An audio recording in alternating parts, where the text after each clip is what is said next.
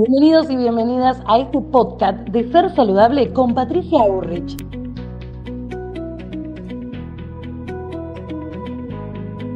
Bienvenidos a un nuevo capítulo de Ser Saludable junto a Patricia Urrich.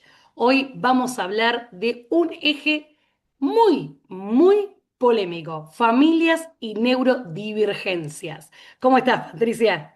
Hola Laura, bien por aquí con un hermoso tema que me encanta acompañar a los papás cuando tienen el desafío de un niño que les pide ser mirado en la singularidad. Siempre esto lo decía Freud, que su psicoanálisis era para un sujeto singular. Y estamos frente a un discurso médico que trata de normativizar o encasillar en un rótulo ciertos diagnósticos que cargan de mucho estrés y angustia a los papás. Y como vos bien sabés, que a mí me gusta cuidar al que cuida, ¿sí? Entonces, cuando llega alguna de estas informaciones a la familia, lo que trato es de acompañar a esa mamá que viene a la consulta a que pueda ubicarse en un lugar de comprender a ese niño, de tratarlo como un sujeto en su humanidad y además cómo también recuperar espacios personales para poder cuidarse mientras cuida, ¿no? Completamente. Por eso, cuando llega el diagnóstico, parece que el niño o niña deja de ser, deja de tener el nombre que uno le eligió y pasa a ser ¿Mm? como el autista, el Asperger, el que tiene el TOC, el que es neurodivergente. ¿Por qué, en esto que vos decías, tomándolo a Freud, por qué crees que la sociedad tiende a reducir a las personas simplemente a un diagnóstico y cómo, en esto que vos decías, podemos acompañar desde un lugar más humano y menos etiquetante? Bueno, me parecería que más que mirar a la sociedad diría el discurso médico de vuelta, porque nosotros tomamos lo que el discurso médico nombra y nos identificamos con soy diabético, soy celíaco, ¿no? Este soy es identidad y detrás pongo el diagnóstico. Entonces soy caminando el diagnóstico. Bueno, como la medicina tuvo en un momento un lugar de poder a nivel social y el sujeto enfermo creyó que el poder estaba en manos del médico, todo lo que el médico decía era palabra sagrada y no se cuestionaba. El discurso médico habla de un sujeto enfermo que tiene algo maligno o que algo no le funciona o que está fallado porque la ciencia trata de encontrar respuestas que den certeza y el diagnóstico y la marca, ¿no? El nombrar, estaría como dando inmediatamente qué hay que hacer con eso, ¿no? Muchas veces las personas cuando van hacia ese discurso médico, ¿no? A atender su salud desde ese discurso, se quedan etiquetados y se identifican con eso que la medicina les dijo que tienen o que son.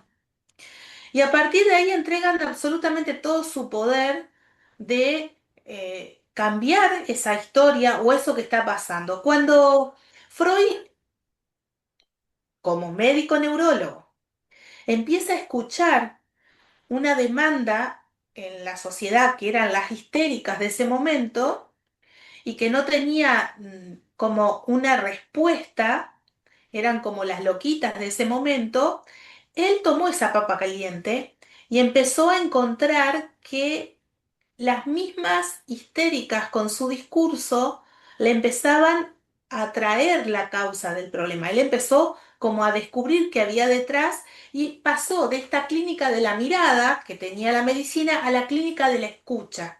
Escuchar al otro en su sufrimiento y entonces a lo sumo lo que hace el psicoanálisis es tratar de captar la estructura que tiene el sujeto para ubicarse el analista en la posición que tiene que ocupar frente al dolor que tiene el otro, pero no para rotularlo y decir es un psicótico o es un perverso o es un neurótico obsesivo. No, es para saber dónde se tiene que ubicar el analista a la hora de intervenir en la terapia, ¿no? Bueno, entonces la medicina le puso marcas a distintos trastornos de la salud. Es así que en la salud mental está el diagnóstico, el DSM-5 y el DSM-4, que ciertos rasgos y conductas y características ya tiene un nombre, inmediatamente tiene también una medicación a cargo. Entonces ahí va de la mano ahí la medicina con la farmacología. Freud empezó a traer el discurso del psicoanálisis donde ve a un sujeto sufriente en su historia y que necesita empezar a entender esa historia y empezar a resignificarla para que pueda tener una nueva interpretación y que eso deje de ser algo que le haga sufrir mucho, ¿no? Como bajar ese sufrimiento. Entonces, partiendo de que está esta medicina en nuestra sociedad y que muchos le dan credibilidad, bueno, se dejan marcar por ese diagnóstico y empiezan a mirar a ese niño desde el lugar de la falla. El otro día escuchaba a Levin, un psicoanalista que trabaja con niños, y entonces decía él que no miremos lo que no puede, miremos lo que sí puede, ¿no? Y entonces ahí lo que le estamos dando lugar es a todo ese potencial que hay para sanar lo que no está funcionando. Y que para eso los padres tienen que empezar a mirar a un niño que muchas veces está hablando de algo que está pasando en el contexto familiar y que está siendo síntoma por otras cosas que a lo mejor angustian a los papás y ese niño está portando el síntoma, ¿no?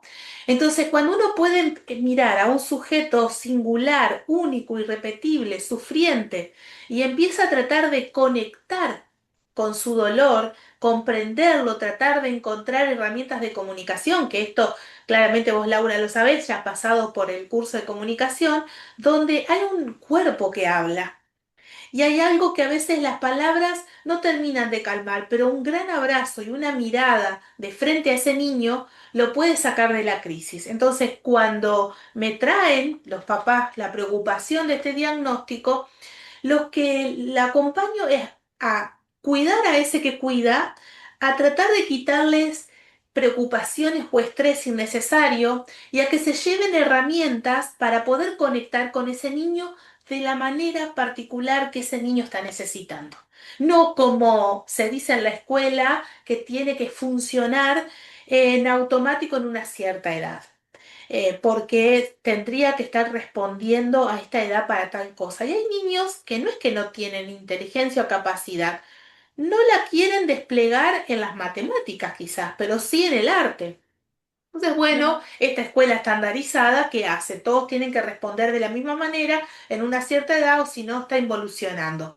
Bueno, eh, yo trato de acompañarles a que tomen esta mirada que es un niño que está trayendo un mensaje y que tengo que dejar de mirarlo como con un diagnóstico, con una falla y ver desde dónde puedo empezar a conectar con una comunicación que quizás es diferente a la que yo aprendí, empezar a nutrirme que la comunicación no es solo hablar, sino que también es lo no verbal y la emocionalidad. Esto de poder ser un apego seguro para ese niño que está en incertidumbre y en inseguridad y en mucha preocupación o ansiedad o tristeza, cómo dejar que despliegue sus emociones, pero que esa mamá pueda ser la calma que ese niño necesita. Bueno, entonces yo trabajo mucho con las mamás para que puedan empezar a mirarse distinto y a tenerse confianza que van a ser capaces de conectar con ese niño, pero de otra manera, pero no desde el rótulo que la medicina les dio, sino creer que es un niño que necesita otra manera de acompañarlo y amarlo en esa singularidad que tiene. Muchas familias sabemos que lo difícil no es solamente el diagnóstico, sino todo lo que viene después. Conseguir las terapias, los turnos, los acompañamientos, que los profesionales escuchen. ¿Por qué es tan agotador el camino y cómo se puede sostener sin perder la esperanza? Bueno, acá volvería a, bueno, que esa mamá pueda encontrar un espacio de terapia como el que estoy escribiendo que yo les brindo. Porque en el discurso médico no suele ser un discurso de la escucha, ¿no? Ya les expliqué que el discurso médico viene en la clínica de la mirada. Mira ciertos síndromes y signos de la enfermedad, como decir, a ver, el niño que tiene déficit de atención tiene estas características, el niño que es autista tiene estas otras. Entonces trata de detectar esos signos para diagnosticar. Entonces, no ha sido enseñado ese médico para la clínica de la escucha de la singularidad. Entonces sabe solamente dar la receta, el diagnóstico, el tratamiento que tiene, pero no va a calmar a esa mamá en lo que necesita para poder acompañar a ese niño en los tratamientos que vienen.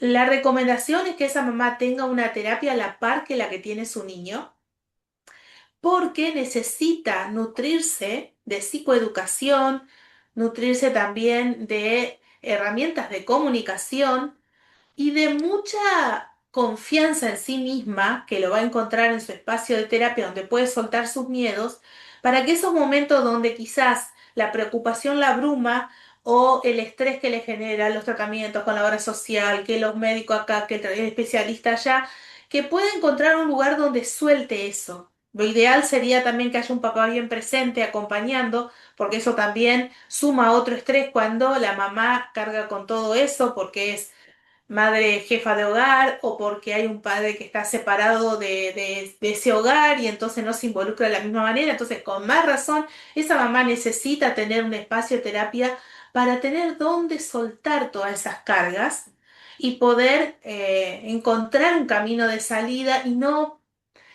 sentirse que queda en el camino o que falla en el camino, ¿no? Porque las mamás suelen traerme este concepto como de creer que lo que hacen no es suficiente, no alcanza o no lo hacen bien. Entonces ahí la mirada como terapeuta es de hacerle la confianza de que van en un buen proceso y que puedan ir rescatando microcambios que van logrando con esa nueva manera de comunicarse, porque ¿quién nos enseñó que comunicación es lenguaje, cuerpo y emoción? No, nosotros creemos que comunicación es hablar y parlancheamos, parlancheamos, y en realidad hay cuerpo y emoción, hay tono de voz, hay posición del cuerpo que vas a decirle al otro que lo estoy acompañando, lo estoy comprendiendo o no lo estoy escuchando. Entonces, cuando uno sabe usar todas estas herramientas, el mensaje llega claro en los momentos de crisis. Y entonces la mamá empieza a sentir que es posible, ¿sí? Mientras tiene que esperar los tiempos a veces de los otros profesionales y de las obras sociales y de pedirle a un abogado que clave un embargo o algo para que le respete lo que ese niño necesita, ¿no? Eso es ajeno, pero que es necesario que pueda desestresarse de todo eso en un espacio de terapia para que cuando tenga que intervenir con sus hijos esté en calma, lo más en calma posible. Eso es lo que podría como recomendarles. Vivimos en una cultura del éxito, Patricia, de los grandes logros y los resultados rápidos. ¿Cómo acompañar cuando los avances de un hijo o hija son pequeños? Es otro proceso, puede sentirse más lento o distinto, pero igual de significativos. Bueno, ahí me parece que lo primero que podemos hacer es salirnos del paradigma de la productividad y del exitismo, porque los ritmos que quizás ese niño me está trayendo, algo también me está atravesando, para que me salga de esa velocidad que es generadora de muchos de estos síntomas. Estamos en una sociedad del dale que todo se puede, de dale que no tienes que fallar en nada, como que tenés que ser súper poderoso, que es algo recontra maníaco, como power para adelante sin medir, que estamos en pulsión de muerte a full, y eso carga el ambiente de hostilidad. Entonces ese niño está como enchufado a trifásica, súper ansioso, acelerado, preocupado por una mamá que no baja del estrés que trae quizás del trabajo. Entonces, desenganchémonos de el paradigma de la productividad que tanto daño nos está haciendo, porque hoy tenemos la enfermedad del sistema nervioso. Lo que antes preocupaba los virus y bacterias, hoy la preocupación es todo lo que el estrés está detonando en nuestro sistema nervioso y todos los desórdenes de la salud mental que está provocando, el acceso a tanta pantalla, la sobreestimulación de pantallas, estos niños que también están sobreexcitados porque los papás no saben a veces el daño que le provocan a un cerebro tan endeble que lo bombardeemos con la sobreestimulación de pantallas. Entonces necesitamos también hacer higiene tecnológica, los padres y los niños. Es decir, muchas veces son los papás que están enchufados a la tecnología, el niño que va a hacer, va a repetir lo mismo. Y parecería como que fuese un calmante transitorio, pero hay muchos trastornos o ansiedades que los niños y los adultos sienten que son efectos de la pantalla.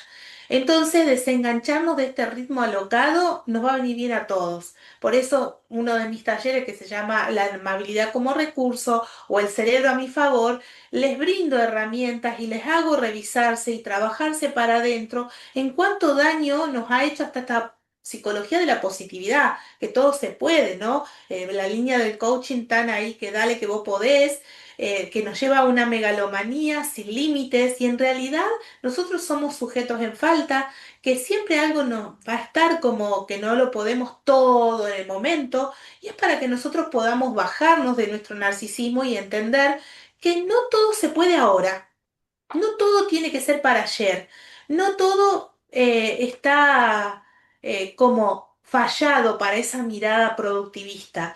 Es decir, el otro es un ser singular que me está quizás viniendo a enseñar la calma, a vivir de otra manera, a priorizar, a ver qué de mis 24 horas realmente es necesario hacer y qué tengo que soltar, ¿no? A veces un hijo que trae una diferencia en su manera de crecer, los está interpelando a los papás en que miren la vida y se bajen del caballo, a veces de la corrida, de la locura, y que hay otras cosas más simples que tenemos que rescatar, ¿no? Ahí yo podría mirar esto que les pasa a los papás cuando tienen un diagnóstico, que en realidad hay un propósito en cada alma, la de los papás y la de los niños, y vienen a trabajar algo en ese entorno, entonces no solo los niños vienen a trabajar algo con los papás vienen a trabajar algo con ese niño que los interpela, ¿no? Me recuerdo cuando yo como mamá criaba a mi hijo y iba a la escuela y no escribía. Y me recorría los profesionales y nadie encontraba nada. Y yo me planteaba si podía ser esta crisis que él vivía, ¿no? Hoy le puedo confirmar que sí que iba por ahí. Pero ¿qué hizo en mí? En esa búsqueda, búsqueda, búsqueda, me hizo llegar a cada una de las herramientas. Cuando yo conocí la PNL dije, pero esto no lo conoce nadie, esto se lo tengo que compartir a los papás, a los docentes, porque esto te cambia la cabeza a la hora de vincularte con otra comunicación. Entonces, eso me empezó a transformar como mamá, me empezó a transformar como persona, me hizo mirar la vida desde otro lugar, pero si me pongo a mirar, empezó por una crisis que mostraba mi hijo y yo empecé a buscar respuestas que empezaron a trabajar en mí. Y cuando la mamá empieza a modificarse, el papá también, podemos llegar de otra manera con ese niño y a veces no sabemos cómo ese niño está trabajando con un cambio que tenemos que hacer nosotros. Entonces, si hay un niño en crisis, los papás tienen que ir a terapia. No pongamos la ficha en el niño. El niño puede ir, ¿sí? Para que se sienta más en calma si es necesario, pero los papás se tienen que revisar, porque si el niño empieza a hacer modificaciones y los padres no se modifican, va a volver a detonar la crisis porque ese cambio que trae el niño no se va a aceptar. Entonces, cuando la familia entra a revisarse, comienza a flexibilizarse en la comunicación, en la forma de vincularse, de relacionarse, de escuchar, y todo el sistema crece. Pero estamos habituados a ver al niño problema en la escuela, al niño problema en la familia y llevarlo a terapia. No, los que primero estuvieron ahí son los padres. Son los adultos que traen una historia de heridas de apego sin sanar, sin revisar, que le detona en el planteo que le hace al niño, en la crisis que le hace al niño. Entonces nosotros tenemos que sanar para poder estar parados como adultos y poder acompañar desde el amor y la comprensión a esos niños, con herramientas que quizás no tuvimos, que no recibimos en la infancia, que no las había, porque hoy tenemos psicoeducación que no había antes. Entonces necesitamos replantear y revisar nuestra crianza, nuestras marcas de heridas de apego, porque van a hacer eclosión en la crianza con nuestros niños. Y cuando nosotros empezamos a sanar, educamos desde el amor. Por eso mi curso de comunicación se llama Educar con Amor, porque nos empezamos a modificar y empezamos a educar de otro modo. Así que la invitación es a los papás a que puedan darse el espacio de revisarse y empezar a cambiar en su interior y a replantearse cómo están viviendo, porque sus niños pueden estar haciendo crisis de esa forma de vida que no es tan sana.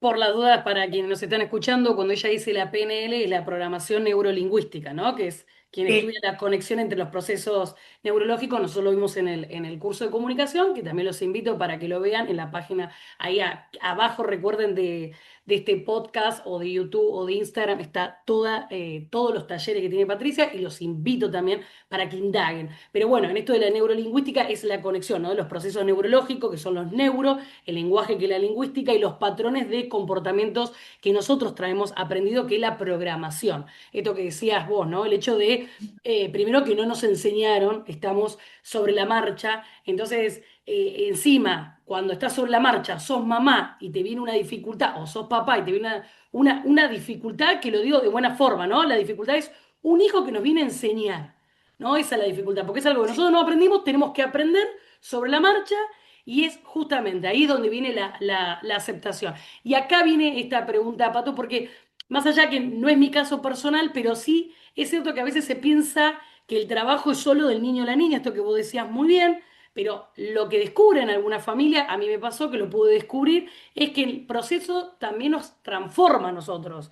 Entonces, por Sí. eso es tan importante, como está diciendo vos aquí y a quienes nos están escuchando, el trabajar con toda la familia, con todos los que son presentes, y no solo con el niño o la niña que tiene el diagnóstico. Esto que vos decías me hiciste acordar a una charla en la Fundación TEA de la provincia de Santa Cruz, donde nos ponían una imagen que era de un avión, donde se caía la máscara y había una mamá con un niño. Entonces el médico lo primero que preguntaba era quién se ponía primero la máscara. Todos los que estábamos ahí decíamos el niño. Y el médico dice, no, dice el psicólogo, no, mamá, primero la mamá. Porque si la mamá no está a salvo, si la mamá no está bien, no puede salvar a nadie.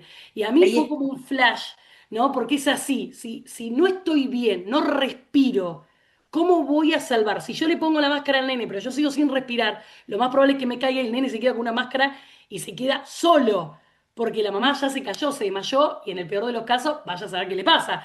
Digo, ¿no? Porque en un momento de un avión, una turbulencia, casi, ¿no? Diríamos, en ese momento que hay que ponerse a salvo. Entonces, es eso. Primero, siempre nos tenemos que poner a salvo y sentirnos bien. ¿Por qué? Entonces, Patricia, es tan importante trabajar con las familias y que no tengan miedo de trabajar justamente en terapias como con vos. Bueno, justamente porque esto del cuidar al que cuida, que decía al comienzo, sería como que la mamá aprenda a ponerse la máscara para juntar fuerzas para ser un apego seguro para ese niño.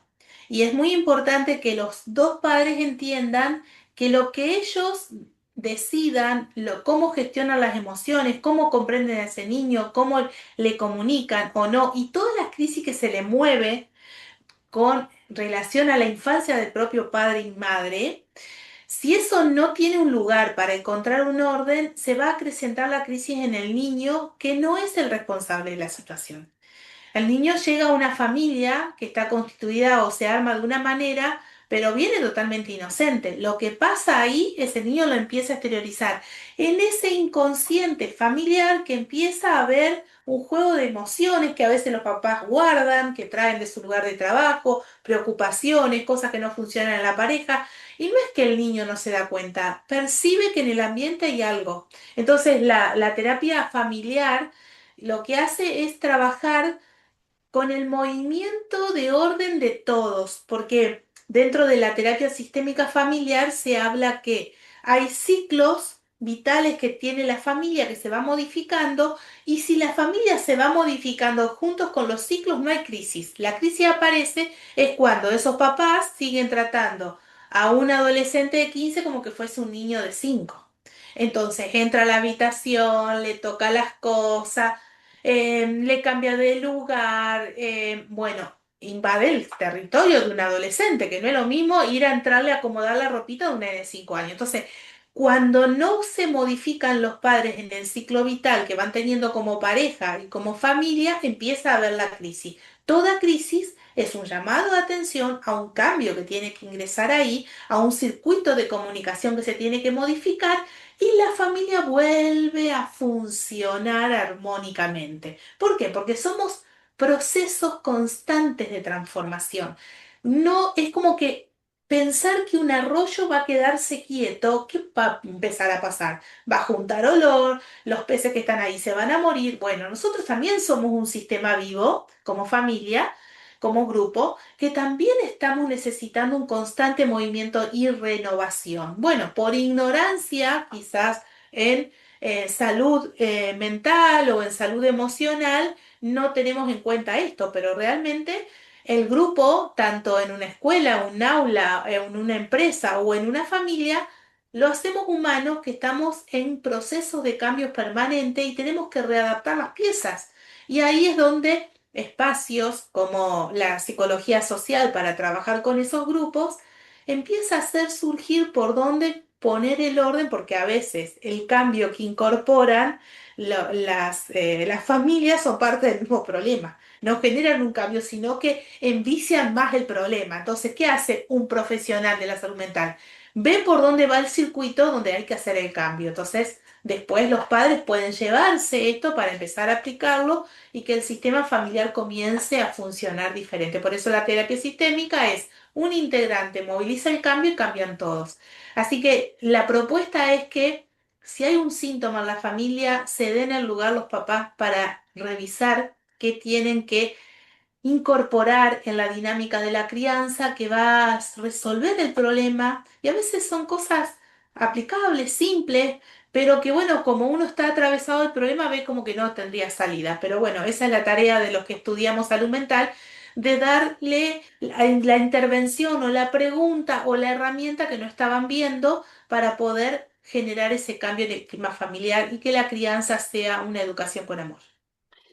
La responsabilidad que tenemos cada uno de nosotros y también de saber pedir ayuda es de adultos conscientes y de saber que a veces no podemos solos y solas. Y que ante una situación como esta, que no es en este caso porque estamos hablando de un hijo con una neurodivergencia, es importantísimo poder pedir ayuda. Así que, Patricia, espero que muchos de los oyentes que nos están en este momento reflexionando con nosotras, si lo necesitan, si requieren, que por favor se comuniquen con vos, que de verdad es importante, porque no podemos ayudar a nadie, no podemos salvar a nadie si no nos salvamos nosotros. Y para ayudar a nuestros hijos e hijas, primero de verdad tenemos que estar bien de salud y ser honestos. Cuando no estamos bien, ser honestos, que para eso hay un tratamiento y es necesario. Hacías vos al principio el acompañamiento con los chicos en sus terapias, que son muchas, son arduas, y que a veces obviamente tiene una psicóloga el niño, bueno, nosotros también, y no es malo. Así que muchísimas gracias, Patricia. Bueno, gracias, Lau. El tema este es para seguir indagando. Todos los papás están abiertos a esta posibilidad, teniendo neurodiversidad o no, porque a veces hay niños que también traen un síntoma porque necesita la familia un cambio, o a veces son las adicciones en las que puede caer un adolescente. Empecemos antes, abriendo un espacio y creando un clima de confianza para que ese niño y adolescente mañana siempre venga a nosotros a traernos sus crisis y que no sea que alguien allá afuera les pueda hacer daño. Eso sería la promoción y la prevención, que es menos costosa que cuando el problema ya está. Muchas gracias. Nos vemos la próxima. Para comunicarte con Patricia Burrich, debajo de cada episodio tenés todas las vías de comunicación. No te lo pierdas. Y a vos te esperamos en el próximo capítulo. Muchas gracias.